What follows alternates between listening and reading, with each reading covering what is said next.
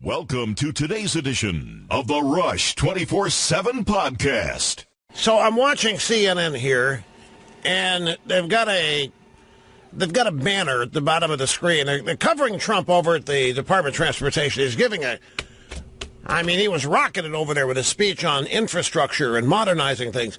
At the bottom, there's a banner. And it's just, you have to, the person sitting there creating that has to just be a little troll filled with hate.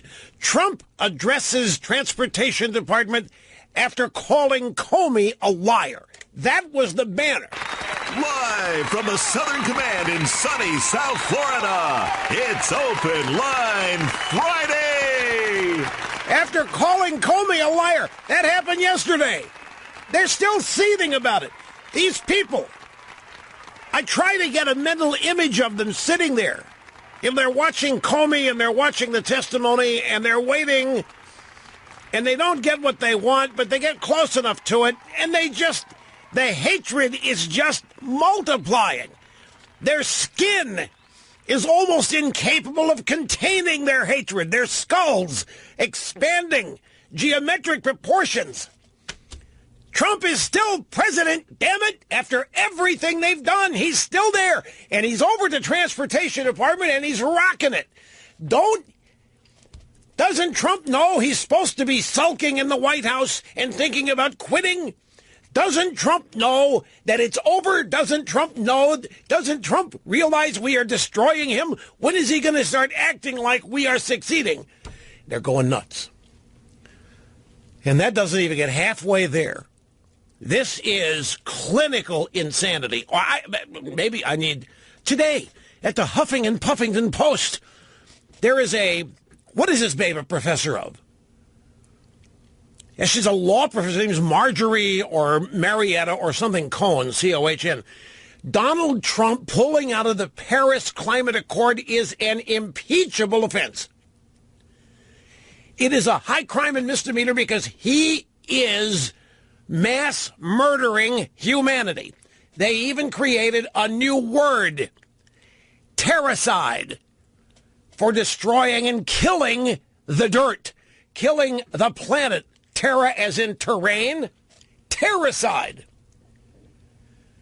I was talking to Mr. Snerdley. You realize we cannot even connect with these people to then have a conversation.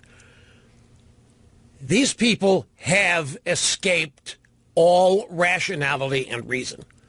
And they are being governed, and I'm talking about the vast majority of people on the left, they are now being defined and governed by a raw, sheer hatred. And this next is important. That hatred is combined with daily affirmation that the best they've got to get rid of Donald Trump is not working. And that just infuriates them even more. Trump was over there at the Department of Transportation, and he did a Reagan trick. One year during the State of the Union show, Renaldus Magnus wanted to illustrate the folly and the ridiculousness of the federal budget. So he had a stack of paper like 20 feet tall, illustrating, might not have been 20 feet, but it took a couple people to get it up there. Trump did the same thing. There was a guy in the audience that he met, and he wanted to build like a 10-foot road, 10-mile road. And he had 3 gigantic binders filled with paper, all of the regulations and restrictions and commandments that he had to go through, and he's been trying to do it for 10 years. So Trump asked, can I bring this up on stage and show it? And the guy said, sure. So Trump did, and gave a dynamite visual aid display of the folly of trying to build anything. And he reminded, we built the Golden Gate Bridge. This is going to shock you. I mentioned this to you before. The Golden Gate Bridge, how many years do you think it took us to build it? It was 4. The Hoover Dam, 4 years. The Bay Bridge in 4 years. We built all 3 of those things during the Great Depression. How long do you think it took to build the Empire State Building? 1 year. Trump made the point that it would take 10 years today if you got all the approvals. Then the environmental impact nutcases got involved in it, and every union got involved in it. Every minority got their little piece of the pie. You might not even be able to build it at all. But I didn't want to bring that up, but since you did ground zero, I mean, that took 10 years. And look at the hassle. Look at all the concessions. We even had to have there was a country, we had to build a mosque nearby. Remember that? To show unity and so forth. Anyway, Trump is rocking at the speech, and I just know that these little sniveling brats all throughout the media and throughout the American left are watching this, and it just infuriates them. How else do you write a graphic at the bottom of the screen? Trump addresses Transportation Department after calling Comey a liar. I know what they're going through. They think, I can tell you exactly what's in these people's minds. Pick your name. Pick a drive-by journalist. Washington Post, New York Times, CNN, doesn't matter. Pick any of them. Just visualize one person. They think every day they've destroyed Trump. They think the job's done every day, and they expect to see results. They expect to see a Trump quivering in fear. They expect to see Trump withdrawing from public appearances. They expect to get reports of Trump cowering in the corner. They expect to hear reports of Trump losing his mind and drooling and unable to eat or drink or sleep in the White House. This is what they hope to be causing. They're hoping to drive Trump mad. What they want to do is have this pressure, this unrelenting pressure, affect Trump and his sanity. And every day Trump shows up and he tweets. And he jams it right back down the throat. And he goes into the Labor Department, at the Transportation Department, delivers a kick-butt speech. And they sit there and they seethe and they fume because anybody else was supposed to have been destroyed by now. Anybody else would have said, no mas, I quit, please stop. They would have gotten themselves and their family out of town, hoping to salvage what would be left of the rest of their horribly destroyed lives. But Donald Trump is hanging in there and making it look like none of this affects him. And in fact, he's taunting them right back by calling Comey the leaker, by calling Comey the liar. This is not how it's supposed to happen. When the girly boys of Washington come after you, you are supposed to cower in corner and have a spine made of linguine like they do. You're not supposed to act like King Kong. I saw somewhere, ladies and gentlemen, don't remember where, doesn't matter who it was, inspired thought.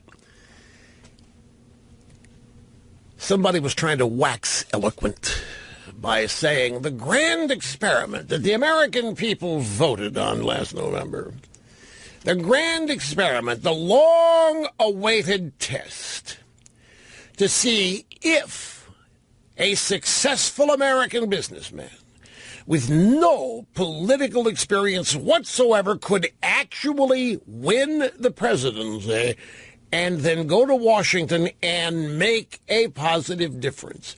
And the person writing this has concluded that the experiment has failed, that we have proven and demonstrated that a non-politician cannot hope to succeed in Washington, that a non-politician cannot possibly navigate the waters. It simply is a demonstrable failure. And I would submit to you that not only is that wishful thinking, but the experiment hasn't even seriously begun. The experiment of an outsider, of an American businessman, highly successful, getting fed up with the inefficiency and the waste and the hubris and the arrogance of Washington establishment types, decides to run for office and gets elected and goes to Washington, turns the place upside down. That experiment has not yet begun because the Washington establishment is thwarting it. The Washington establishment is not playing. They're not participating in the experiment. The Washington establishment has been singularly focused on trying to destroy this experiment since the election. They don't dare take the chance and roll the dice. They don't dare give this outsider successful American businessman anywhere near a fair shot at fixing what's wrong. As I have mentioned countless times, they can't afford to. They have the system monopolized. They have it totally controlled until this last election. Washington and things happened there on their time frame, in their agenda. They happen based on whether they in Washington want things to happen or not. The will of the American people is of little importance except at election time. And they will be damned if they're going to stand aside while some outsider, know-nothing, pig of a businessman comes in and illustrates what folly they are. They're just not going to take the risk. So they are never going to join the experiment. They are never going to participate in this.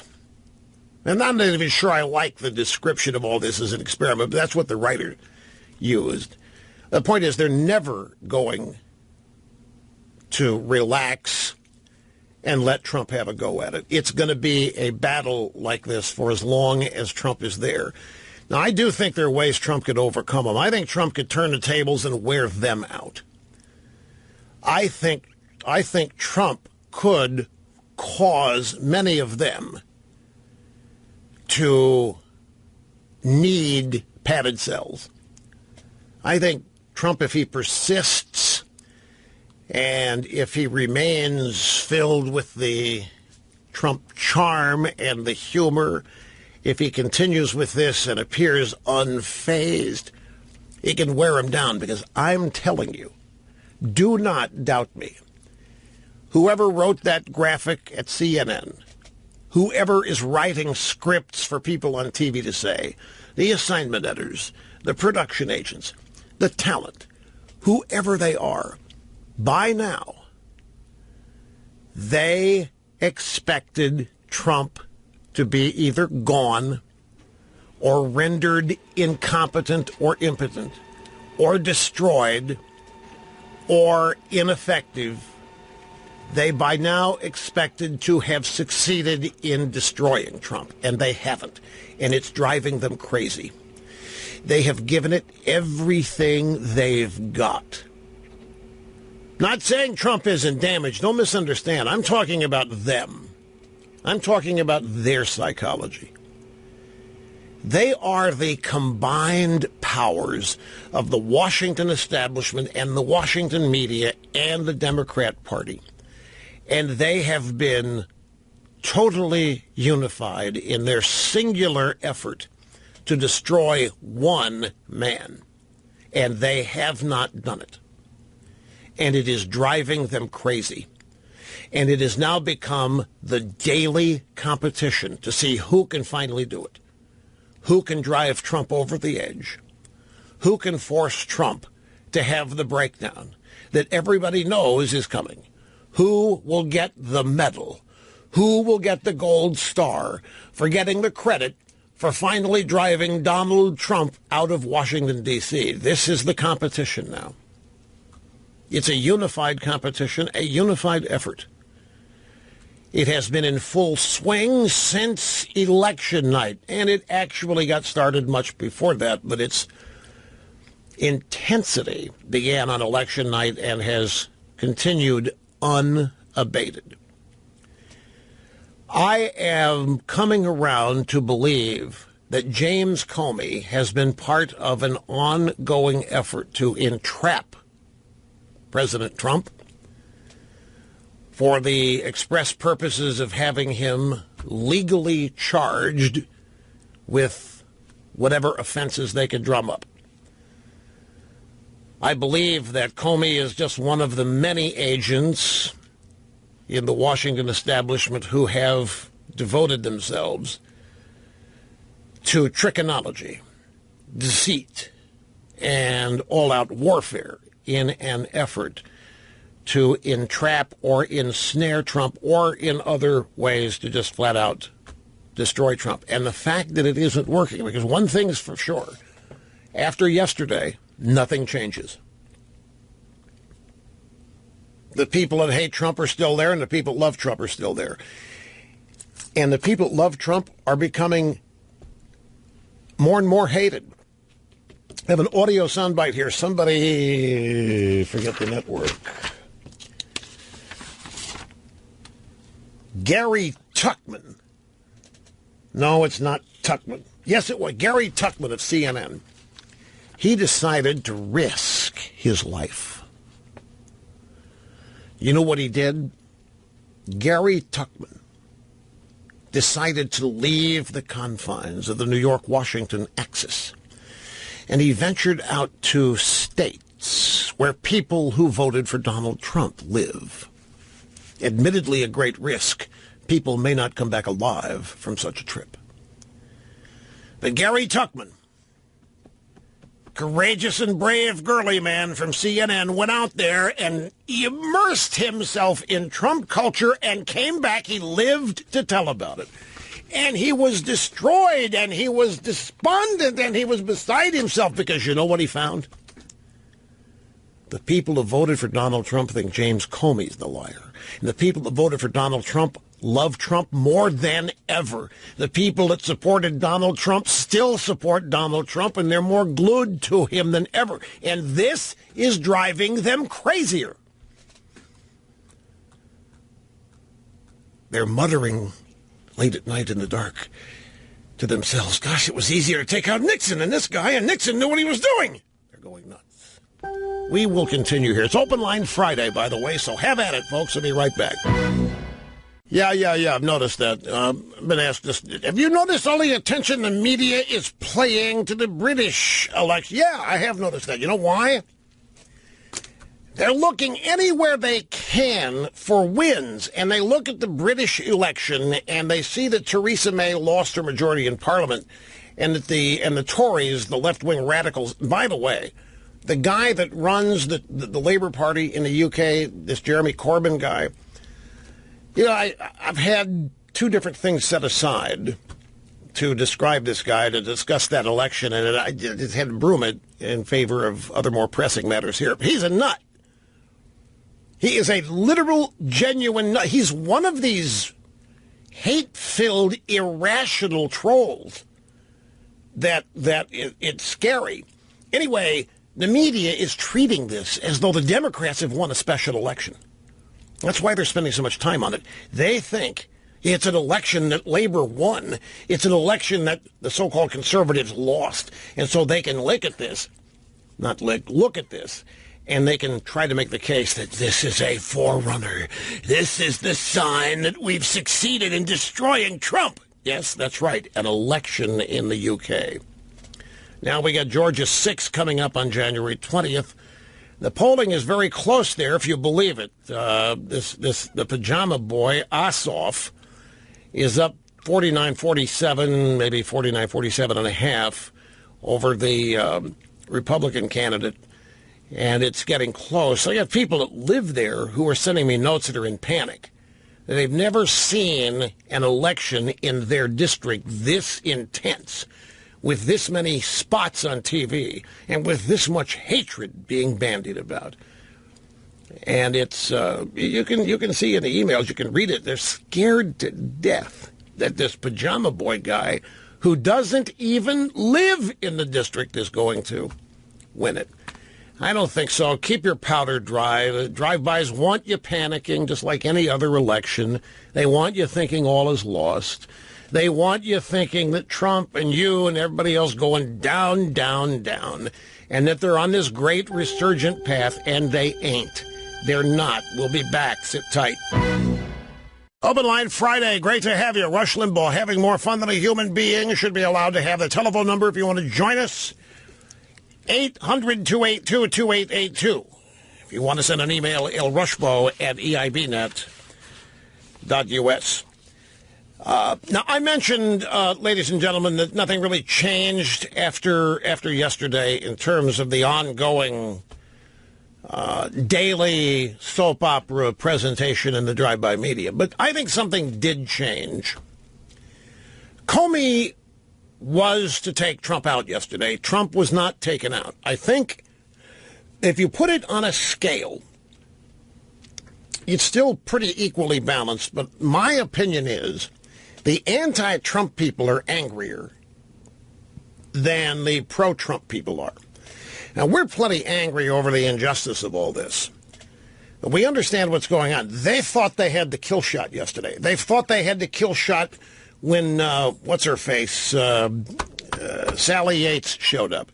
They thought Comey had the kill shot previous times he's come up to testify. They have talked themselves into believing that they have effectively gotten rid of Trump. It's just a matter of time and execution. And they have to live with the idea daily that they have failed. Now, you might disagree with me. You might think they're succeeding. I'm telling you they haven't, not according to their expectations. Trump is supposed to by now be ineffective. He's supposed to be not even there, essentially. He's supposed to have been so mentally destroyed that his desire to do this is supposed to have been withered away. It's absent. And that's not the case. They're the ones that are still in the throes of disbelief and anger and lunacy and intense insanity. And you can see it if you just take the time to listen and watch. Things are not going their way, starting with the election. And they have not been able to turn things around to where they are confident everyday things are. Well, it's a fine line. Every day, I think they get all excited and they get all hipped up and they think this is it. And with every new leak and with every new story, with every new panel discussion on cable TV, I think they tell themselves, this is it, this is it, this is it. And every day they fail. Trump is still there the next day. He's still there that night. And they have to know. Here's another thing, folks. They have to know they are lying. They know they're running fake news. They know they are running stuff from sources that are making it up. They know, in essence, that none of what they have is legitimate. They don't care, but I'm telling you it has an effect because it's daily recognition of failure. Now, at this point, they're still inspired to ratchet it up and keep trying. Don't misunderstand. I'm not saying anything has been won here. What I'm saying is they haven't. And they have expected to long before today. And they really thought that Comey yesterday was going to put an official end to this. If not an actual end yesterday, that what Comey was going to do yesterday would effectively mean the end of the Trump presidency. And we are so far from that. You know, I mentioned that the Washington Post is running a story about how bars in the Washington area were going to open at 9 a.m. on Thursday so that people could treat it like the Super Bowl. And I ran into a story here that has pictures of millennial types in a bar in Brooklyn watching the Comey testimony, and you can't find a happy face among them. They are dejected. They are long-faced. They are slouching. They're watching this, and it's not what they were led to believe. They were not what they were led to expect. I mean, and in the first 10 minutes, Comey came out and said, no, Trump was right. He was never under investigation. The wind came out of their sails. Do you realize how many people on the left, I mean, they believe their media. They believe their polling data. They believe their Nate Silvers. They believe Trump was colluding with Putin. Putin was being interviewed by Megyn Kelly, and he finally got exasperated. Because Megyn says, well, what did you and Trump talk about? How have you and Trump... And Putin finally got exasperated. I've never met the guy. I don't know who he is. I don't know what you're talking about. There hasn't been anything of the sort you say. He literally got a little flabbergasted. They believe it. And so when the guy who is supposed to deliver the final nail in the coffin, opens up by saying that Trump was never under investigation and that Trump was telling the truth when he said Comey told him that 3 times. You can see in the pictures here at the Brooklyn bar, you can see the total dejection on their faces. As I say, they believe their media. Now, there was something gnawing at me yesterday while watching all of this that has to do with the fact that Trump was not under investigation, that Comey had told him 3 times, starting way back in January, and that the first meeting between Comey and Trump was requested by Comey. Did you know that? Comey tried to make everybody believe yesterday that Trump wanted to speak with him alone, and I don't know, don't leave me alone in the room with him, he told us. This is just not normal. It was Comey who asked for the room to be cleared at Trump Tower on January 6th. It was Comey who requested a solitary meeting with Trump. Now, Trump had invited him up there. Comey was with a bunch of other people in the intel community. It was when that endless parade of people was going in and out of Trump Tower. But it was Comey who requested a alone meeting, a private meeting, and ushered everybody out of the room. Now, the point of that is, imagine you're Trump. And here comes the FBI director, and you know what he's doing, and he's investigating this, investigating that, and he requests the room. He asks everybody to be cleared out of the room so he can have a one-on-one with you. If you're Trump, could you be blamed for thinking that's how the FBI director wants to meet with you? So when you ask on February 14th for another meeting with the FBI director, you ask him to come up to the White House for dinner, because this is how it happened last time. It's all there in the testimony yesterday. And the first time, I think it was January 6th, where Trump was told he was not under investigation. And that gnawed at me all day yesterday. That's a long time.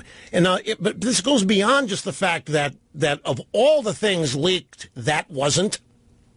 The great point made by Marco Rubio, that everything in the kitchen sink has been leaking except that. That didn't leak. And that's the only thing that's really mattered in all of this. The only factual true thing about all these leaks is the one that didn't leak. That Comey told Trump he was not under investigation. As I say, it was gnawing at me all day yesterday. So I got back home yesterday, I took my chill period, and then delved back into show prep, and I ran across a literally great piece by Dan McLaughlin at National Review. And it perfectly explains why I was unsettled, why something was bothering me about all this yesterday. Take a brief time out, and I'll tell you why when we get back. Don't go away. Greetings and welcome back. We're going to be getting to your phone calls here in a minute. We've got a great couple of montages of Comey that I cannot wait to share with you. We just got a lot here today, but these things here at the top I wanted to make sure that I mentioned. What bothered me yesterday that Dan McLaughlin at National Review brought into focus is that all of these people, Comey had told everybody in closed session up on Capitol Hill, he had told them that Trump was not under investigation. Do you realize the entire Senate and House intelligence communities have known since January, since Comey's first appearance up there, whenever it was, that Trump was not under investigation? Every damn Democrat for the last 4 months has known this. So have a lot of Republicans. But it didn't stop Chuck Schumer from saying we need to stop the hearings on Neil Gorsuch until the Trump investigation is over. Schumer said that despite knowing Trump was not under investigation because James Comey had told people. He just had not leaked it. Many Democrat members of the Senate knew that Donald Trump was not being investigated, and yet they continued to make those charges in the media. And it was most visible with Chuck Schumer and Elizabeth Warren using it as a card to try to get Trump's nomination of Gorsuch killed. Dan McLaughlin, National Review. Just think how many times Schumer made the charge while knowing all along it wasn't true. All these Democrats charging Trump, alluding true, alleging. Some of them were saying they haven't seen any evidence of collusion. They were honest about that, but they did not divulge that they knew Trump was not under investigation. This is one of the biggest scams. Call it hoaxes, whatever you want to call it. It is outrageous. Trump did not know until Comey told him. And I think Trump probably fired Comey because Comey would not announce this. Contrast this with Hillary. He couldn't wait to exonerate Hillary Clinton. And he couldn't wait to read Hillary Clinton's mind when he said, I can't find any intent on her part to share classified data, and therefore no prosecutor would do this. And everybody was shouting, Petraeus, Petraeus. It's the same thing.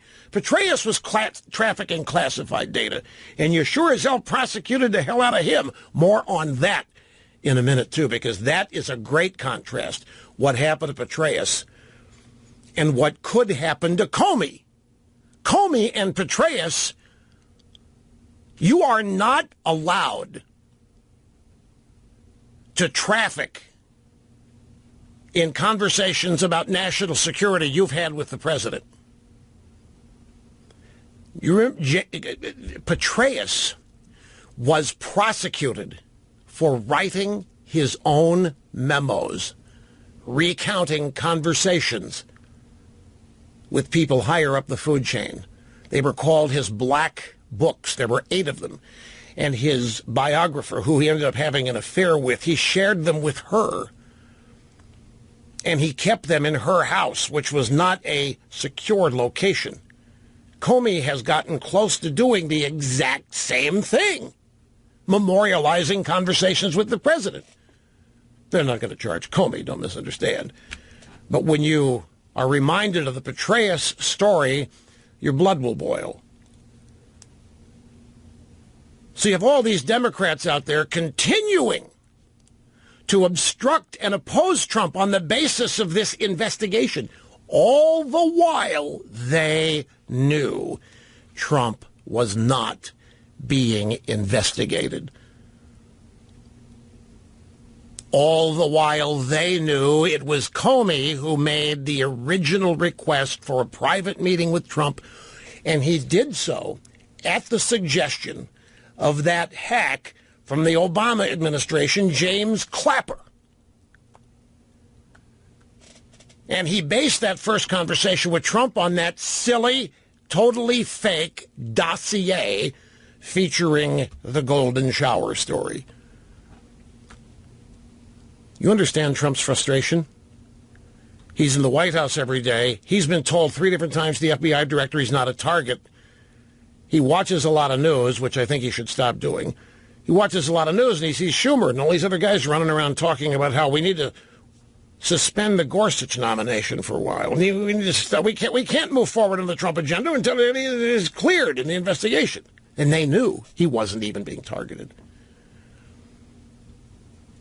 And I'm going to tell you this. If Chuck Schumer and Elizabeth Warren and Dianne Feinstein and all these others, so did the media. So did the media. I don't believe for a moment that that wasn't leaked. I think that was leaked and it wasn't published by the drive-by. That didn't serve anybody's purpose. Trump's not a target? That blows the whole story up. That blows every contingency to shreds that Trump is not being investigated. So that's why they've dropped the collusion aspect and now they're on to obstruction. Newt Gingrich has tweeted that the Republicans better get their act in gear and get rid of this independent counsel as quickly as they can because he thinks this is a total screw job. Comey and Mueller being best buds, Mueller being a classic Washington, D.C. insider. All those times that Schumer and Elizabeth Warren are running around savaging and attacking Trump and advocating delay, the media was used to push the lie that Trump was under investigation. And they had to be totally willing in this. They knew it. I don't believe for a moment people in the media did not know Trump had been cleared. And all of that falls apart yesterday. And not one place in the drive-by media are you hearing this interpretation of events. Not a single place. This illustrates to a degree that I don't think a lot of people even quite believe possible just what a bunch of reprobates, real, genuine reprobates, the Democrat Party has become, as well as the drive-by media. James Comey refused to end all of this. He could have stopped this madness. He says he cares about America. He wants us to all come together. He thinks we need to work together to stop the Russians from trying to tamper with our precious system, for crying out loud. It was Comey and the Democrats and the media that were trying to tamper with our precious system and blow it to smithereens. And Comey allowed it to continue by refusing to end it by announcing that Trump wasn't even being investigated. How does that square with everything you've thought you've known since last November? Trump was never... The next question to ask, then why the hell is this investigation still going on, seemingly interminably? Be right back. Don't go anywhere. I make this promise to you. We're going to get into the phones in the next hour. I've got to get started on the audio soundbites that illustrate and back up many of these salient points that I have made verbally in this hour. So you hang in there, be tough. Our local affiliate will tell you what's going on where you live, and we'll tell you to hang on and don't go anywhere, so you'll be there when we get back in a very, very short period of time.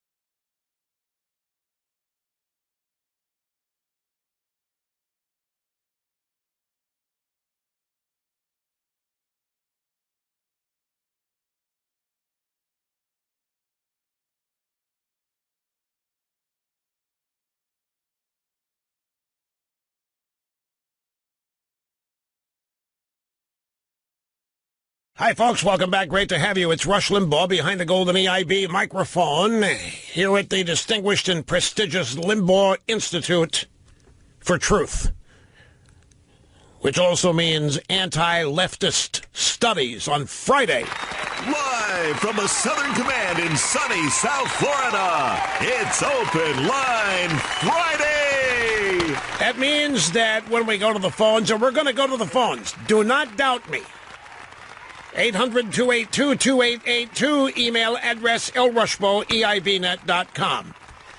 Okay, I want to go back and revisit the David Petraeus case, because I got a tweet last night. Well, I didn't get it. Nobody tweets me, and I saw a tweet. Somebody forwarded a tweet to me. Some tweeter out there was claiming that Comey was in violation of the Espionage Act by releasing memos that he had written after conversations with the president, which you cannot do if they involve national security. So you know me and Twitter, and I think you should join me in this. Believe none of what you see and half of what you hear there, and check everything. That is what I do when it comes. I did that with practically anything now, but particularly with Twitter and Facebook. So, as a powerful, influential member of the media, I have people in the know in practically every important area of life that I can call. So I did that, except I don't call them. I email them or iMessage or whatever. Remember David Petraeus? Great guy. The guy that came up with the surge in Iraq. Obama loved him so much, or considered him to be such a threat, that he made him director of the CIA. And Petraeus ended up a monumental ego. David Petraeus literally thought that there was nobody in his league.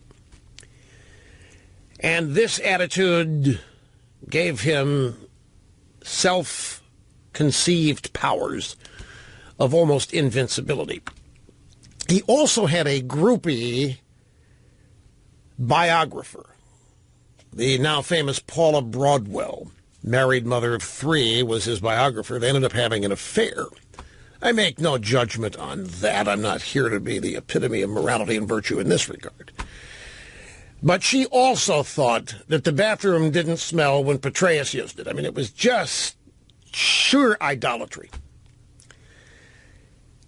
They came up with a very clever way of communicating so that there would not be an email trail. They used Gmail. And on Gmail, you could try this yourself if you're having an affair with somebody and don't want anybody to know it. The person with whom you're having an affair or any other secret relationship, use the drafts folder. You both sign into the identical same Gmail account. You write your emails to each other, and you leave them in the draft folder. They are never transmitted over the Internet. And each of you log into Gmail and consult the drafts folder to find out what the other has written. And that's what they were doing. She was such a devoted, loyal, shall we say, follower of Petraeus, that he began to trust her, and he had been writing memos of his meetings with Obama and Bush in order to memorialize his own greatness and his own importance and his own relevance. And by the time he had finished with this, there were 8 of them, and they were known as Petraeus's Black Books, a play off on black boxes.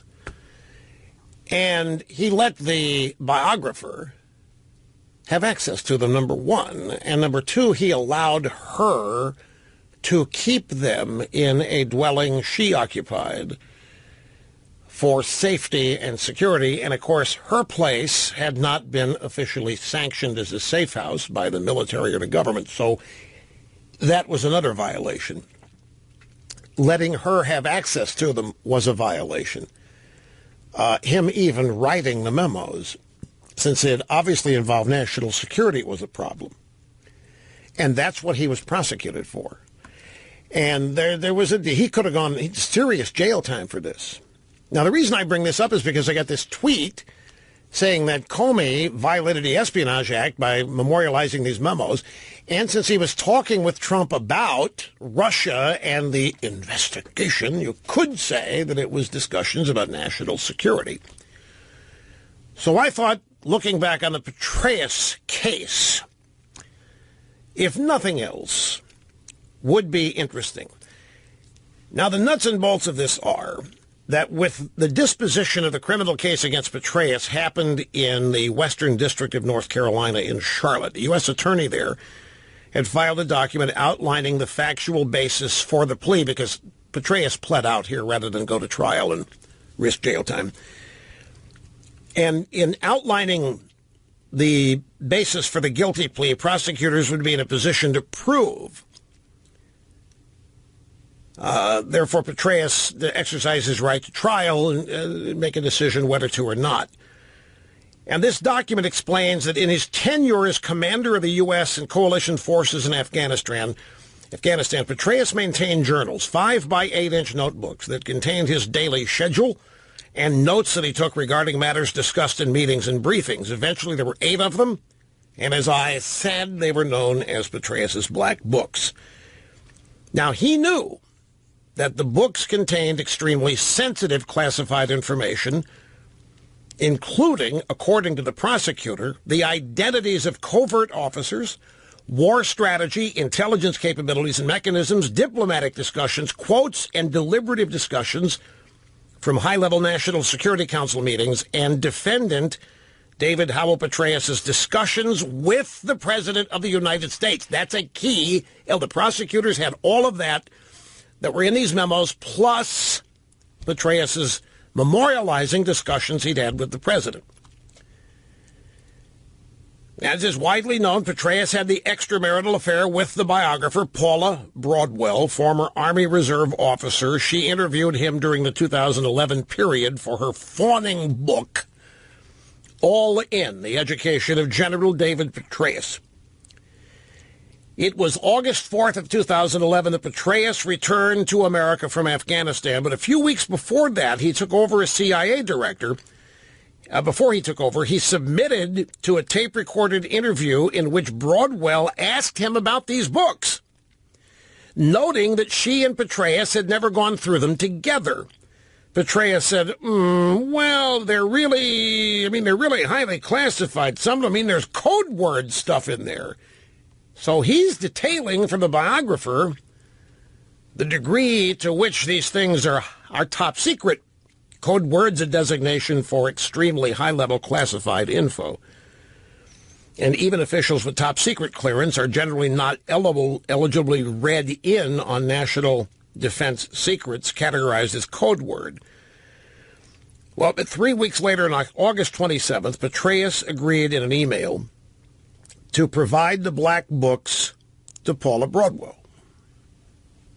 So he transferred them out of his possession to her. He delivered them to her the next day at a private residence where she was staying during a 1-week trip to Washington. That's the residence that was not approved as a safe house by national security agencies. Such safe houses or storage areas are equipped with a lot of protections, and access to them is tightly controlled. But it was just her temporary residence. There were no security controls at all, and yet Petraeus let him have these 8, or her have these 8 Black Books. The provision of such classified information to a person not entitled to receive it is a felony violation of the Espionage Act, punished by up to 10 years imprisonment. Moreover, specifically with respect to revelations about covert agents, because it contained the identities of spies, it is a felony violation of the Intelligence Identities Protection Act for a government official intentionally and without authorization to disclose information that identifies a covert agent. Anyway, You compare what they did to him to what they didn't do to Hillary after Comey's reading her mind, claiming she had no intent of doing it. They went after Petraeus like you can't believe. They forced him into a plea deal Not suggesting they shouldn't have, but Hillary got a pass strictly on Comey's mind-reading abilities. I didn't detect that she had any intent whatsoever of doing what she did. Translation, she's just a dumb idiot, didn't even know what she was doing. She was trying to keep people from finding out about her daughter's yoga lessons or whatever. And now you have the specter of Comey memorializing conversations with the president and leaking them. CNN's running a banner. Trump calls Comey a leaker. Last hour, Trump addresses Transportation Department after calling Comey a liar. Comey is a leaker. This is how the drive-bys do it. Trump claims Comey leaker. He didn't claim anything. He is. Make it look like it's a baseless charge.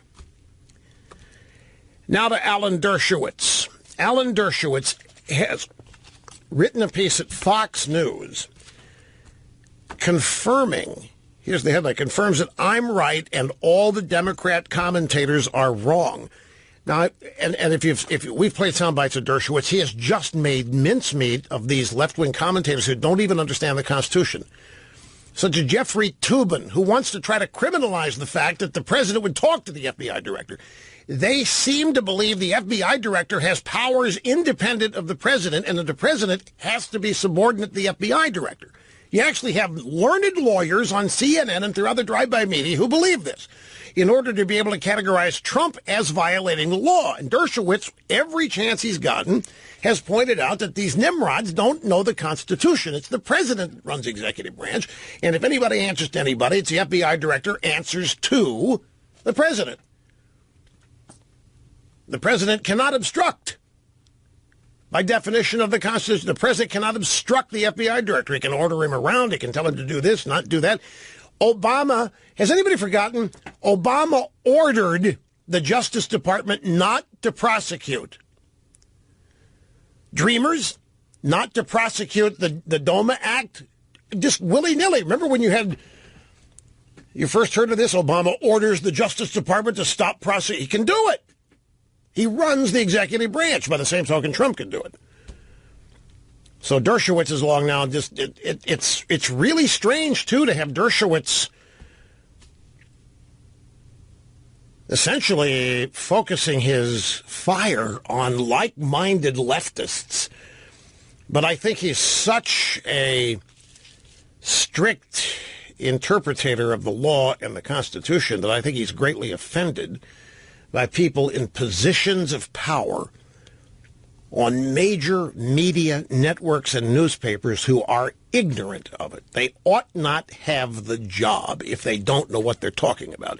If they don't understand the nature of executive power, the separation of powers, and if they're going to use their ignorance to try to indict Donald Trump as somehow being subordinate to James Comey or what, they don't deserve to be on TV. I think it bothers Dershowitz greatly, and he's made no bones about taking them on. And now he's writing a piece that Comey's testimony proves I'm right. Tony's testimony confirms that all the Democrat commentators are wrong. And wait till Dershowitz learns that all of these people have known all along that Trump was never a target of the investigation. To the audio sound bites. We have a couple montages of Comey we put together after the testimony yesterday. We have one that's very short, just 10 seconds. It was a rush job, no pun intended. And then one that's a little bit longer. Here's the first one. That was a slightly cowardly way. I was also confused. I was honestly concerned. It was a surprise. It gave me a queasy feeling. I could be wrong. I could be wrong. I could be wrong. He said that 9 times yesterday, by the way. Although I could be wrong. I might be wrong. I could very well be wrong. 9 times. You know what that is? CYA, baby. CYA. I could be wrong. But what I think happened here, Senator, is that Trump's a pig. I could be wrong, but I think the president's a liar. I could be wrong, but I just feared I wouldn't get the truth out of him. I had to write these memos because I know the president's a liar. I could be wrong. We had a caller yesterday who said Comey sounded like a millennial whining girl. Remember that caller? And I remembered it. Got a Story here in the stack, and it's actually CNN. Mark Bauerlein, professor of English at Emory University, senior editor of the journal First Things, and author of The Dumbest Generation, How the Digital Age Stupefies Young Americans and Jeopardizes Our Future. And he believes that Comey is too sensitive for his own good. You know, I made the point. I call him the boys' nation. What the hell is this? We didn't have an FBI director that sounded like he ran the nation's most powerful law enforcement agency. We didn't have a guy that sounded like that at all.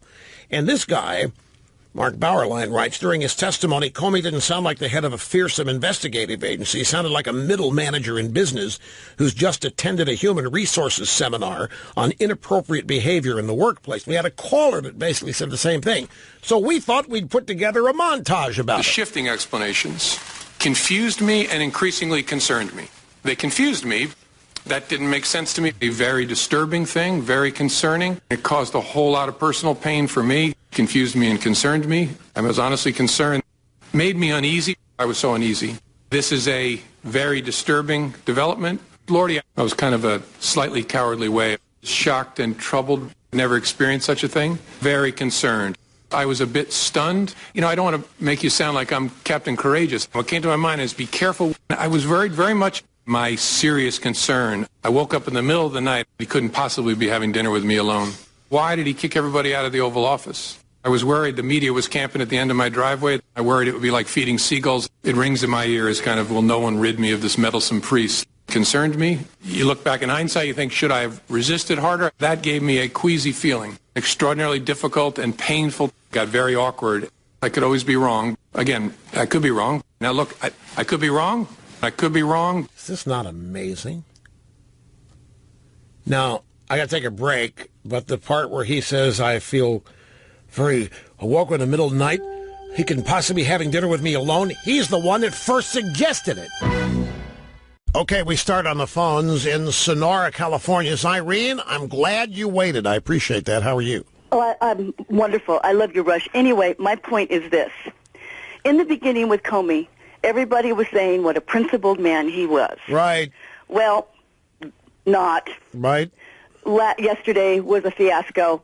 This investigation should stop. Trump has no connection with Russia. This is my point. Why in the world did they select Mueller as this counsel, this investigation, when they knew he's a friend of Comey? Is this man out to make a name for himself? And who, Mueller? Yeah. Well, could you imagine? He would be the man who brought Trump down. Well, and my question to you, Rush, is this. Yes. Is there a possibility there is a collusion going on between Comey, Mueller, and the establishment? They hate Trump so bad, they're going to go to any length to destroy this man who is trying to make this country prosperous and to bring America to where it should be. Prosperity and no poverty, as much as we can have no poverty. My thought is, why Mueller? Can he be unbiased, especially when his friend is concerned? Can he use his judgment and not be clouded by this friendship? Something stinks. Yeah, I understand why you have the suspicions that you do. I mean, all you have to do, the fact, Whiskey Tango Foxtrot. What the heck is going on? Why is there because they've moved the special prosecutor now. They're hoping to move it to investigation of obstruction, since there isn't any collusion. Look, with Comey not leaking, the only thing that matters, I can understand why you think there might be some grand alignment here. I can't blame you for thinking. I got to take a brief time out. Sit tight, my friends. We'll be back much more straight ahead. And I want you to put yourself in their shoes again. Schumer, Dianne Feinstein, pencil neck Schiff, drive-by media, they have known. Folks, this is crucially important. These people in the real world owe Donald Trump such an apology. You can't believe how big they owe him an apology. The Democrat Party, the American media, have known since probably January that Donald Trump has never been under investigation in whatever investigation is actually happening. And you know what? If we learn somewhere down the road that there isn't even an investigation ongoing, I won't be surprised. I haven't seen one shred, one shred of evidence. We don't have any crimes. We haven't been told what crimes are being pursued. All we have been is lied to. We have been led to believe that the investigation involves Trump or his people colluding with the Russians to affect the outcome of the election. Don't forget, Comey yesterday admitted for about the umpteenth time that there is no evidence that votes were tampered with. So where is the there here? If Trump has never been part of this investigation, then what is? All we have is this nebulous, the Russians tried to hack. The Russians did this. The Russians did this. When everybody under the sun, oh, yes, it's very bad what the Russians tried. What did they try to do? What did they succeed at doing? What do we need to invest? The only thing that's happened here is the Democrat Party lost an election. They rigged their primary election. The Russians or somebody got into their computers and sent the news up to WikiLeaks. That's what's happened here. And all of that's been turned into Donald Trump colluded with the Russians, and there's never been any evidence, and now we know he's never even been targeted as the investigation's primary actor. The only thing that's happened here is that the Democrats lost an election that they and everybody in the world thought they were going to win big. They have been humiliated. They had a rotten candidate who still can't get over it, who's going insane before everybody's eyes every time she shows up anywhere. So is every other Democrat slowly but surely losing his or her mind. And over here, we've got this nebulous investigation that the FBI and the courageous and patriotic James Comey are conducting. What investigation? Of who? Of what? I could make the case that there is a never-ending investigation of Russian hackery, and it's probably taking place at the CIA and the NSA, and it's not really an investigation. What it is ongoing efforts to make sure they can't penetrate networks. I'm sure there's a never-ending effort to secure our data and networks from Russia and the Chicoms and the Norks. What investigation? You realize what a Hoover term that is? Vacuum clear. There's an investigation going on. Well, investigation in the House? What? Investigation in the Senate? Investigation at the FBI? Investigation at the CIA? Of what now? But remember this. Since January, every one of these people, every important Democrat, that means in the leadership, and undoubtedly, in my mind, many central figures of the drive-by media have known this is June. We're in month 6 of this calendar year. I submit to you that the last 4 or 5 months, central figures in the Democrat Party and the media have known that Trump is not a target. And yet, they have continued to obstruct the Trump agenda, to destroy Trump, carry out their agenda, in full knowledge that he was not a target, and yet basing their obstruction on the very fact that he was. They owe him an apology like nobody has been owed an apology. But beyond that, I want you to put yourself in their shoes. Only then can you understand the sheer insanity that they are experiencing. They cover up the fact that Trump is not a target, and they get away with 5 months of making it look like he is. He's a bad actor. He doesn't deserve the presidency. He's an illegitimate, immoral pig. They've had a clear field. They've had collusion. They've had conspiratorial help with the media and any other agents they wanted to bring into this, the CIA, the embeds in the deep state. They've had an army. And they've had hearing after hearing where bombshells were supposed to drop that would destroy Trump. Sally Yates, Comey a couple times, and Trump's still standing.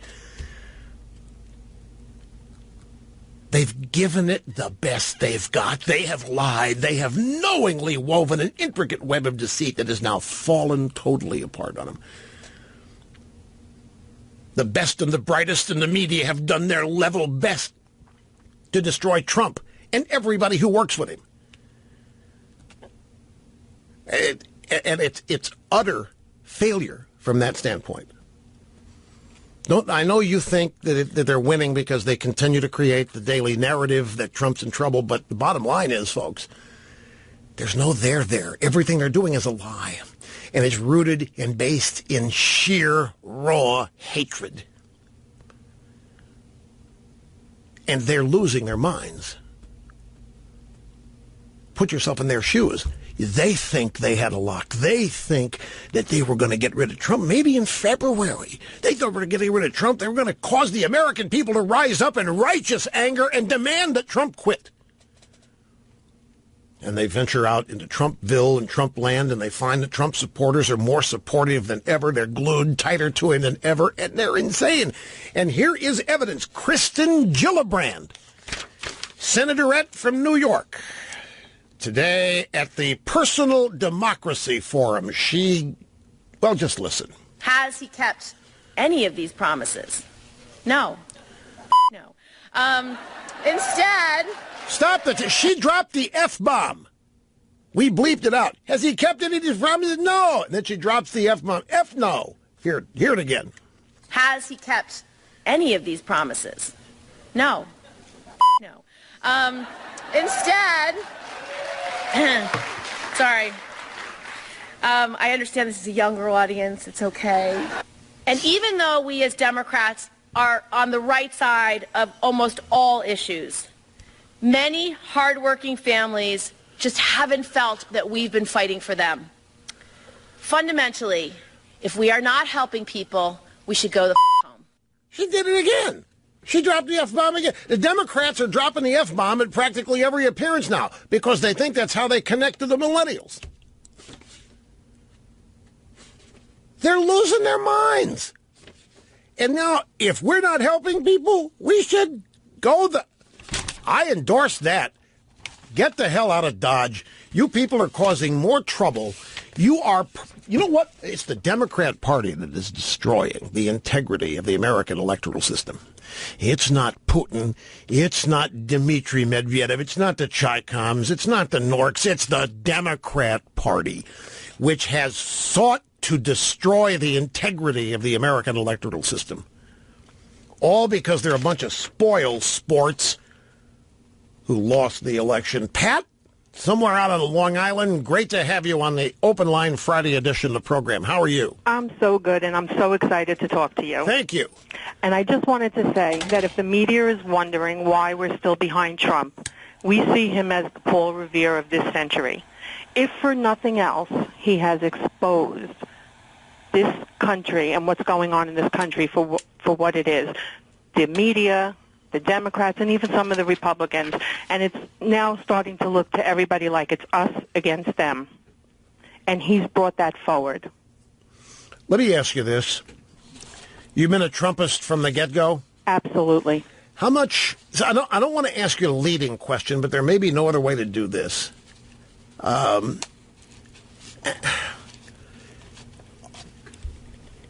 you proud? Are you happy? Are you amazed? Are you appreciative of how Trump has hung in despite what are political nuclear bombs detonated around him multiple times a day? The guy has hung in, and he is, he may not have the humor quotient that he had during the campaign, and he may not be exhibiting all the charm, but he's still in there. He's not giving up. He's not toning down.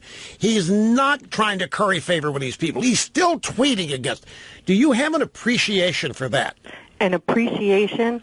I see him as a superhero. He has more courage than anyone else I know. And I give him and his family all our support, because for what he's endured in the last couple of months, or since he's even gotten into the campaign, is astonishing. And like I said, he's brought a light on what's actually been going on for the last couple of years, and people were asleep, and I don't think they're asleep anymore. Well, I appreciate that. I wanted to get that answer, but I didn't want to have to lead you into it, but there was no other way to ask you the question. But I think it's phenomenal. I don't think, people who have not been in the public eye and have not been in the swirl of political controversy, you watch it from afar, and you see people attacked. You see them lied about. You see their family going after. You see all this. And you might think it's reprehensible and horrible, but, man, it pales compared to having it happen to you. And I'm here to tell you that most people, and you couldn't blame them, nobody's raised for this, and nobody trains for it. When this kind of stuff, when entire national apparatus is mobilized against it, there are very few people that understand what this is like. The closest thing that I can approximate it to is, let's say you're running a special interest organization and you're trying to get some legislation. Let's say you're running a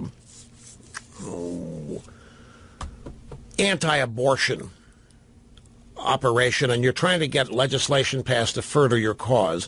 And there are some average, ordinary Americans with incredible stories that would be really valuable if you could get them involved. And you find a way to get a couple involved. And once they get it, the media descends on them, and here are people from small-townville America, and all of a sudden they are cast as the most evil citizens in this world. They're dumb, they're stupid, they're bought and paid for. The media is doing anal exams of their lives and their families.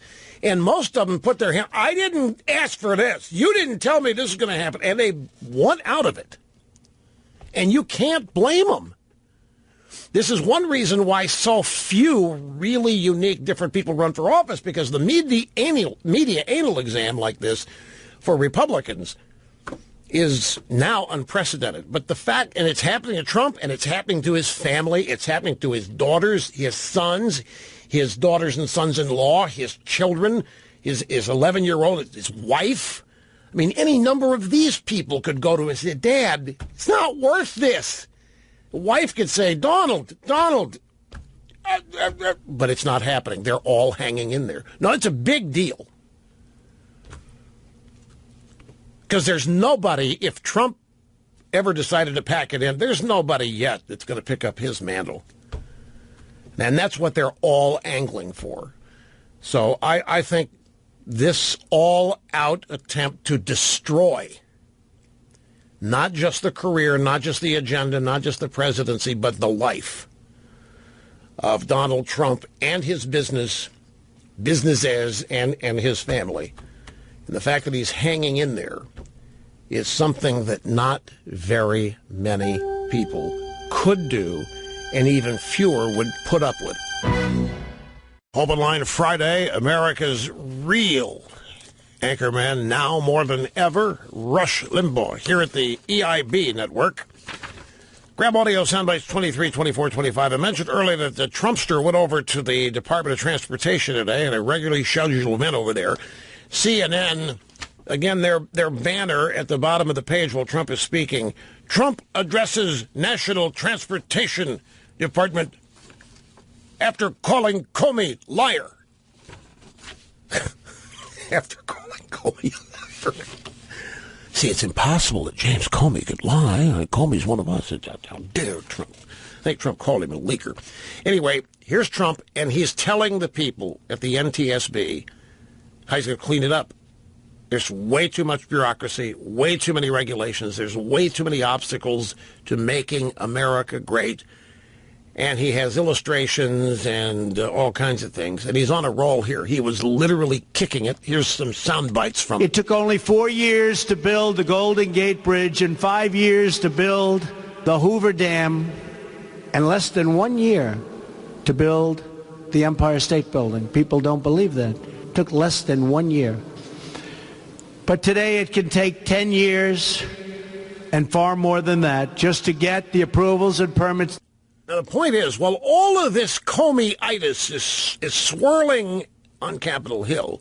And while the drive-bys and the Democrats are focused only on this, Trump's out doing his job.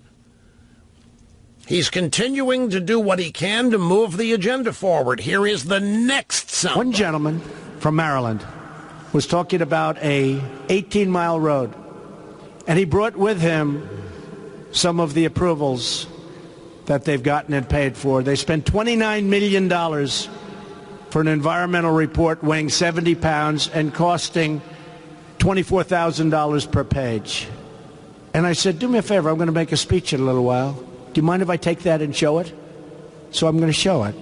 These binders on the stage could be replaced by just a few simple pages. How can a country prosper under this kind of nonsense? You believe this $29 million for an environmental impact report that weighed 70 pounds and cost $24,000 a page? What do you think's really going on there? Do you think anybody's really worried about the environment? That's just a bunch of garbage, folks. This is just people dipping their hands, the public trough, and getting their little share of the project under the guise of protecting the planet, protecting the environment. It's a bunch of thieves disguised as regulators. Here's the last bite. I was elected to change it. All of us in government service were elected to solve the problems that have plagued our nation. We are here to think big, to act boldly, and to rise above the petty partisan squabbling of Washington, D.C. We are here to take action. It's time to start building our country with American workers and with American iron and aluminum and steel.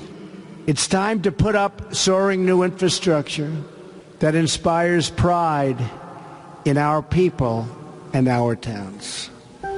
It is time at last to put America first. You are tuned to the fastest 3 hours in media. The evidence is we're already finished with 2 of them. We only have 1 more to go, and I'm going to try and get a few more phone calls in. We've just taken 3 so far. That's not good. Open line Friday. But they've all been great, and that's the point. So hang on. Still got lots of other stuff to address. And that infrastructure stuff from yesterday, too. That's coming up. Don't go away.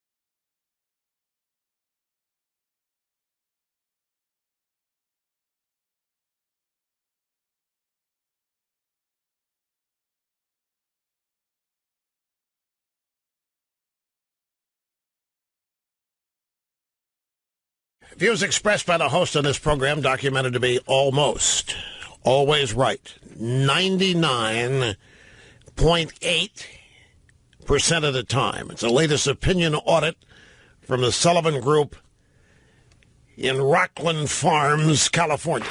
Live from the Southern Command in sunny South Florida, it's Open Line Friday. Here we go. Final big broadcast hour of the week. Happy to have you with us. El Rushbo serving humanity simply by showing up. Telephone number, Open Line Friday, 800-282-2882. The email address, elrushbo@eibnet.us. So it was a couple of days ago that I mentioned I've been holding on to a story here about the efforts on behalf of Trump to get into some serious infrastructure repair. Now, to set the stage for this, I want to remind you that in February of 2009, Barack Hussein requested a porculus package. It was called a stimulus package of about $800 billion that eventually found its way to $1 trillion. And do you remember the avowed purpose? Infrastructure repair. We were going to rebuild roads. We were going to rebuild bridges. We never were told which ones. And we were going to rebuild schools. And we were going to do all of this to modernize America. And barely 1% of this money went to that.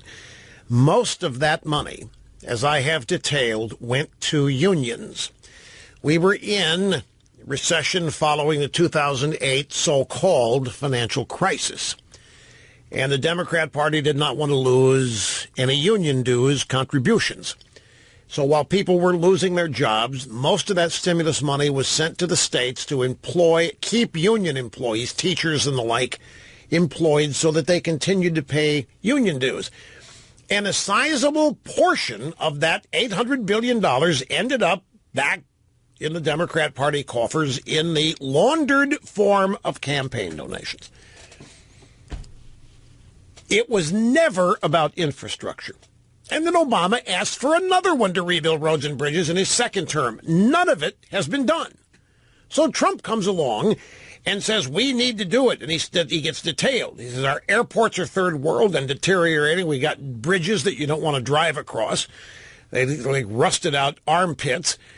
And he's serious about it. And he's mentioned $1 trillion figure. And, of course, the reaction from the conservative right, $1 trillion? Where the hell are you going to get $1 trillion? We're running a $20 trillion. Where are you going to get the money? And Trump said private-public partnerships. And people like Snerdley said, that's not possible. You can't do that. You can't rebuild national bridges and airports and schools and so forth with private money. And we do it all the time. Have you ever seen, you go to the hospital, and you see the Ebenezer C. Scrooge Cancer Wing. How do you think it got built? Ebenezer Scrooge donated the money with the promise that his name would go on the damn thing. All right? Well, that's private sector. I mean, it's okay, private hospitals, but it's still private sector money, even though it's charitable money. And all over New York, I mean, you can see it. All of these billionaires that want their names to live on and ever, the Ronald J. Perlman Lipstick Foundation Cancer Wing at the northeast wing of the North Fork Hospital, whatever it is. Well, I have instinctively always understood the concept of public-private partnerships in order to rebuild roads, bridges, and so forth and so on. But that's because I understand instinctively and appreciate capitalism. So I came across this. It's actually an opinion piece. It was in the Washington Times on June 7th. So that means it was on Wednesday. And it's by Alexander Markovsky and Herbert London. Now, you know who Herb London is, right? You have he's a professor. He's a candidate. He's been a political analyst. He was on firing line type shows now and then. He's a New Yorker. You should love him, right? Capitalism can evolve if allowed to. Alexander Markovsky and Herbert London.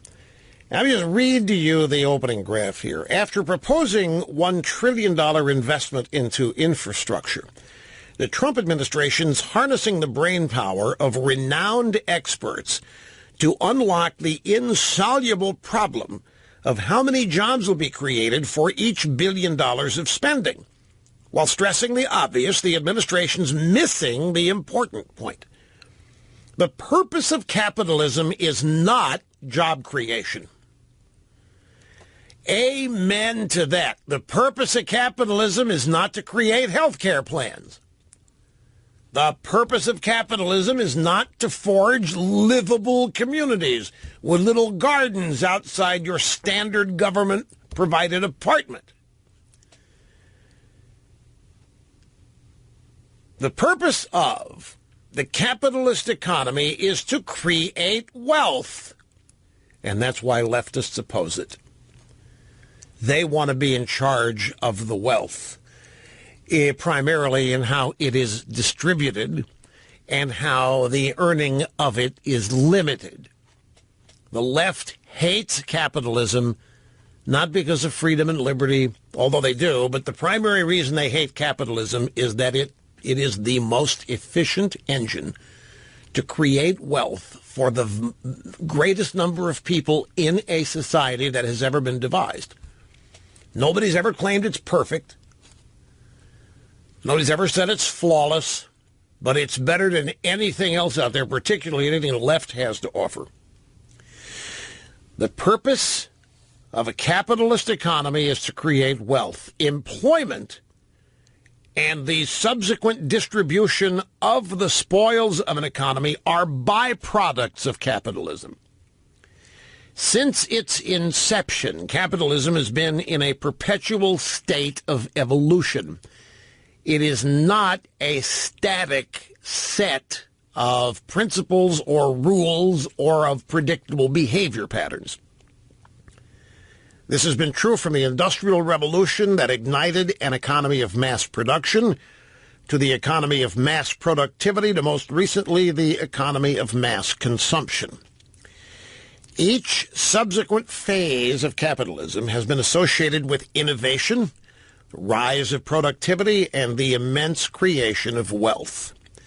Now, it is inarguable that the United States of America is the wealthiest nation that there has ever been.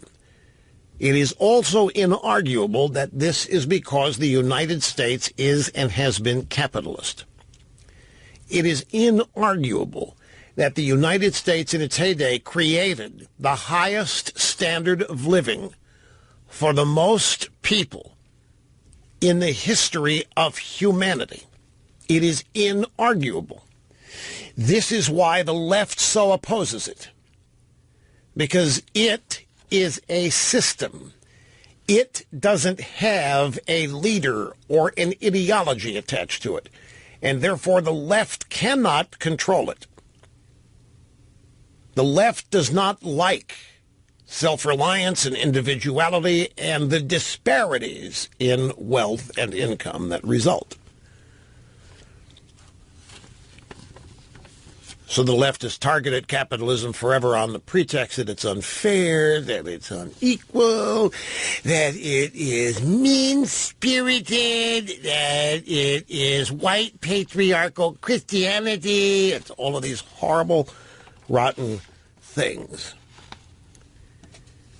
But the thing about capitalism is that nobody allows themselves to think and to understand is that it's always evolving. And that, or this, is how it evolves as related to infrastructure. Since its inception, capitalism has been in a perpetual state of evolution, from the Industrial Revolution to mass production, to mass productivity, to mass consumption. Until recently, only the government could handle projects on the scale of the Hoover Dam or the interstate highway system. But now, large corporations and investment funds have sufficient resources to build projects on any scale. So there is no imperative for the government, federal, state, or local, to be the only financier. There's no imperative for the government to maintain modern infrastructure when private capital is available to do the job. When we say that we should privatize this or privatize that, why do we say this? It's always better, isn't it? When the profit motive is there, it's always better. It's more efficient. It works better. Trump's talking about privatizing the air traffic control. But there's been any number of instances where we've tried to privatize this or that under the theory that it would be done better. Well, why not infrastructure? Why is infrastructure supposedly out of bounds? Why, when it comes to bridges and roads and screws, why is it that only the government can do that? Why can't the filthy rich and you're not hedge fund help to renovate some schools if that's where they want to invest their money? Why can't the investment firm of I've got more than you'll ever have and I'm laughing at you about it, not build a highway or two if they think it might be a valuable investment? Well, because then they own it and they can restrict who uses it. And you think the government doesn't. You talk about government owning and restricting people on things. The government restricts what you can say. They restrict what you can watch. They restrict now what you can eat. They restrict what your health care is going to be. And you're worried about them restricting roads.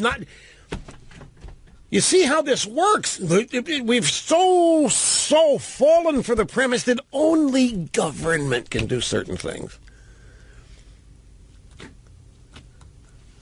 But then when we get around to privatizing, so people always applaud it. Well, I mean, the left never does, but privatize this, privatize that, prisons, you name it. When you are endeavoring to create wealth by virtue create profit, you're going to have a much more efficient operation, a bunch of bureaucrats who have no idea what they're doing, by the way. Only the government should run health care, right? Why? Barack Obama doesn't know the first thing about it except maybe how to use a Band-Aid. His wife doesn't know the first thing about nutrition or what everybody else should eat, but she's the expert, right? Because the Oprah says so. Do you know what? Speaking of the Oprah, I saw something the other day that, this is profound. The Oprah says she would not want to interview Trump.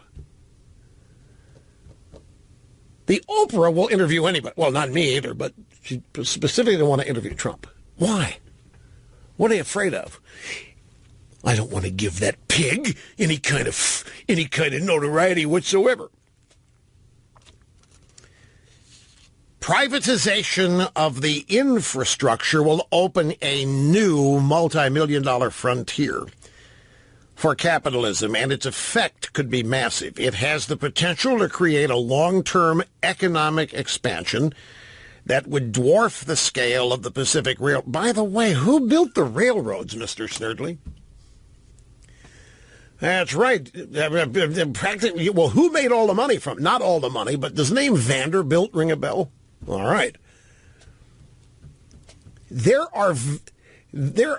Well, I forget who they exploited. I mean, Mel Brooks got even with them. But there are still, to this day, heirs of the Vanderbilt money that still don't have to work. Well, Anderson Cooper but he works. But he's a descendant of the Vanderbilt's mother, obviously. But the railroads are built by private. And then there was also W. Averill Harriman. Does that name ring a bell? LBJ loved W. Averill Harriman because he was married to Pamela Harriman, who was Pamela What's-Her-Face, that Churchill, I mean, everybody dated her. Ambassador to France, ambassador to Europe, ambassador to Vaginaville, she was ambassador to everywhere. W. Averill Harriman actually founded and discovered what is it? The place out in Idaho, Sun Valley. You can still see, you go to Sun Valley, you can still see the original ski lift that W. Averill Harriman built. You wouldn't get on it today, but it's there. It's sort of like a statue. Point is that private sector infrastructure used to be the name of the game. And there's no reason it couldn't work again. And it's certainly not inconceivable that you could have a government partnership with this, with certain private sector individuals. But you have to be comfortable with capitalism, because if you're not, you're going to oppose this till the end of days. Back after this, folks. It's Open Line Friday. Back to the phones we go. This is Matt, Lincoln, Nebraska. Welcome, sir. Great to have you here. Thanks, Rush. You know, I believe right now that the CNN, the fake media, that they are preparing all the fake news ready for 2020 to start bringing on the fake people to say that they were a Trump supporter, but now they can't support Trump anymore because of all the scandals. And they don't want 4 more years of scandals. I wouldn't be surprised that they do that, both in print and in broadcast. Famous for finding even if they had to make up just 1 or 2, they would do it. I mean, if they'll monkey around with polling data, why not with testimonials? That reminds me, grab audio soundbite, see what it is here. This is, I think it's number 6 and number 7. Gary Tuchman, CNN, very brave and courageous. CNN intrepid reporter, decided to venture out into Trump country. He was on CNN's Anderson Cooper 2:30 last night. And Tuchman spoke with a focus group of Trump voters in Fairfield, Ohio, about Comey's testimony before the Senate Intelligence Committee. And this is how Tuchman started the Q&A with the voters. Raise your hand if you believe James Comey lied. 4 of you believe he lied. Raise your hand if you believe Donald Trump has lied at all about the situation. None of you believe that. Gary Tuchman, you can't believe it. He's from the New York-Washington axis, New York-Washington corridors, works at CNN. The only liar here is Trump. Comey is the second coming right now. Comey is an angel. Comey is the savior. Comey is the individual of mass integrity. It's going to destroy this pig, Donald Trump. So Tuchman goes out there and says, how many of you believe James Comey lied? All 4 hands go up. How many of you believe Donald Trump has lied? No hands go up. So after that, Tuchman was astounded. He was shocked when he found out these people thought it was a good day for Trump. Let me ask you this before we go. I think I may know the answer to this, but a show of hands. How many of you feel better about Donald Trump, your president, after this hearing? How many of you feel worse about Donald Trump? I guess you all raised your hands the first time. So you think that was a success for Donald Trump but not for Mr. Comey? Yes, absolutely. 9 Ohio voters on a historical day here. 9 Ohio voters. Now, they could have easily gone out, and they could have found 9 people claiming they were Trump voters who thought it was embarrassing and bad, and they regret voting for Trump. But it's not what happened.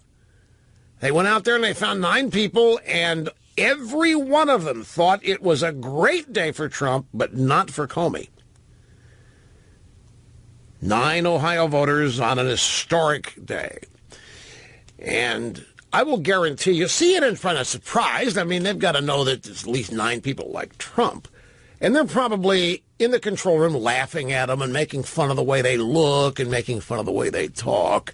And they're probably, the CNN people, patting themselves on the back for making Trump voters look like fools and turning it around into a positive for that's how they would look at it. Don't think that they have any real respect for you Trump voters. You're the biggest bunch of hayseed doofuses that ever come down the pike. And they're going to convince you, if it takes till 2020, they're going to embarrass you, make sure you realize you did wrong. Debbie, Nashville, great to have you with us on Open Line Friday. I appreciate your call. Hi, Rush. Thanks for taking my call. Anytime. You bet. I was watching news feed on Washington Post and CNN, and they are gearing up their whistleblower lawyers, claiming that Comey is a whistleblower and therefore not a leaker. And I was just wondering to get your take on that and what you thought. What did he blow the whistle? What did he blow the whistle on? Well, supposedly, if the special counsel determines that a crime was committed, then Comey is a whistleblower, not a leaker. Right, but again, what crime? Well, they're saying they're imagining or supposing that the special counsel will find a crime. What crime? Well, I suppose they're saying the crime of obstruction. Yeah, because there isn't a crime now. You know what they're going? Can I tell you? You know what they're going after? You know the name Michael Flynn, right? Yes. Okay. What do you think? There's no wrong answer here. I just want to pick your brain here. After everything you've heard, and you think you know about Michael Flynn, what is it that he's done that they're going to nab him for and punish him for? I suppose possibly lying to the FBI, maybe. They think that he lied on one of his forms. Okay. All right. No, well, hold on a minute now. But you're right. They're going after Flynn on lying to investigators. But that's not what they've said Flynn did. They've said Flynn colluded with the Russians. They said Flynn talked to the Russian ambassador about lifting sanctions. They say Flynn committed treason. They say Flynn did. They got nothing on Flynn. He didn't do anything. Now they're trying to zero in on a process crime. Yeah, everything Flynn did was within his bounds on the transition team to talk with the Russian ambassador. Right. The point is, everything that the American people have been told about what a reprobate this guy is, he hasn't done those things. He did lie. He may have lied. He lied to Vice President. I don't know what specific process crime, but I know they're going after him for lying. So now you bring up, they're trying to say that Comey was just a whistleblower. The special counsel is going to go after Trump for obstruction. What would be the obstruction? Trump was never targeted. Trump was never being investigated. So how the heck can Trump be trying to shut down the investigation? I think Trump's like anybody else. He wants to know what the hell is the investigation. We still don't know what the hell it is. CNN, they just had a graphic. You know, Trump's got a presser coming up with the Grand Poobah of Romania. And CNN had 5 questions they hope the media asks. And one of the questions is information on Russian interference. Here again, folks, we have something that is being portrayed to you as it's never happened before. It only happened because of Trump, and it happened in collusion with Trump, even though now everybody knows that Trump was not being investigated for that. And there's supposedly some ongoing investigation into the... But why do you think Loretta Lynch wanted Comey to call the Hillary investigation a matter? Because the word investigation is a loaded word. The word investigation implies detectives and crimes and gumshoes walking and running around town trying to find clues because it's obvious that a crime or two has been committed. And so the investigation is made up of sleuths and private eyes going out there and trying to find... Now, that's not what this is. You know, trying to counter Russian interference is a daily operation of the CIA. This boggles my mind that the Russians have this unique thing they do of trying to interfere with American elections. Folks, I have to tell you, I think career CIA people who may be nonpartisan, not attached, they have to be laughing themselves silly at the way all of this has been positioned. The objective of the CIA is to stop and expose Russian spies every day on any number of things. But the way this has been portrayed is that we are hopefully helplessly harmed. The Russians have invaded our elections. The Russians have an ongoing operation to tamper with our precious elections, and we are powerless to stop it, and we don't know how it happened, and Trump might have made it happen, and oh my God, it's horrible. As though the Russians every other day are minding their own business, not caring about their interfering in our elections. Meaning the idea that there's a special isolated investigation into Russian interference is a laughable concept. It's a joke. The CIA, the DIA, the FBI, you pick it, the NSA, every day is on the prowl looking for Russian interference or spying activity or what have you. For crying out loud, folks, the Russians have succeeded in infiltrating the American college campus. The Russians have succeeded, the Soviets, the communists have succeeded in infiltrating American pop culture. They've been doing it for decades. This is flat out insulting here to think that this Russian election investigation is something unique and special that has a finite beginning and a finite end. And that it's only something that's relative to Trump. All of this is just giant misdirection. It's just a giant lie. So all these stories about Comey, the special prosecutor, whistleblower instead of leaker, and all this. Let me read to you a Newt Gingrich tweet.